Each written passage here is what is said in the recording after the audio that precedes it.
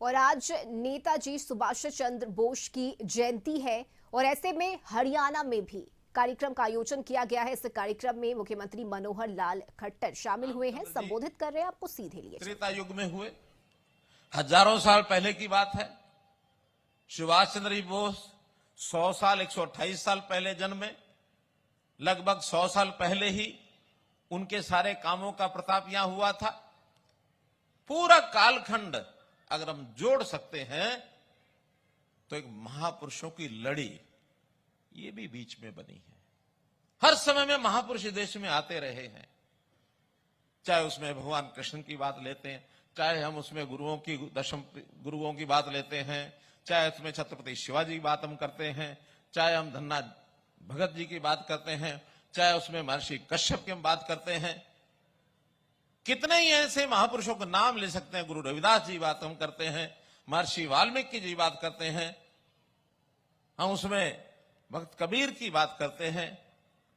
संतों की माला भरी हुई है इस देश की। इन सब संतों ने भगवान कृष्ण से लेकर के और आज के ये महापुरुष तक अगर हम एक सूत्र में सारा बात पिरोते हैं तो ये सब लोगों ने इस समाज को जागृत करने के लिए, समाज में संस्कार पैदा करने के लिए, कर्तव्य जगाने के लिए भगवान कृष्ण ने गीता का संदेश दिया अपनी हरियाणा की धरती कुरुक्षेत्र पर ही। जीवन क्या है, जीवन को कैसे जीना चाहिए, आज का जैसे हमारा संविधान लिखा गया, बाबा साहब अम्बेडकर ने संविधान लिखा, वैसा ही संविधान मान करके चलते हैं। गीता भी हमारे जीवन जीने का एक संविधान है। क्या ठीक है क्या गलत है ये हमको बताया गया। तो हम लोगों को शासन के नाते, ठीक कह रहे हैं रामनाथ शर्मा जी, कि लोग क्या समझते हैं सरकार का मतलब होता है गली बनाना, सड़क बनाना, स्कूल बनाना, कॉलेज बनाना, अस्पताल बनाना, और हमारे जो व्यक्तिगत काम करना। सरकारों का काम ये है, निश्चित रूप से है। और हम भरपूर तन मन के पूरे सहयोग से, आपके सहयोग से सब काम कर रहे हैं, उसमें पीछे नहीं है। लेकिन एक बहुत बड़ी एक त्रासदी, एक पीड़ादायक पाठ यह भी है कि पहले की सरकारों ने कभी ये नहीं सोचा विचार किया कि अपने देश के समाज के लोगों को यदि दिशा उसकी ठीक करनी है, संस्कारित करना, शिक्षित करना है, उनको कुछ ना कुछ उनका स्तर ऊंचा उठाना है, तो इन बाकी चीजों पर भी ध्यान देना चाहिए। ये 10 साल पहले तक किसी ने ध्यान नहीं दिया। मैं आभारी हूं, धन्यवादी हूं नरेंद्र मोदी जी की उस कार्य पद्धति का जिन्होंने इन चीजों को उस समय ध्यान किया।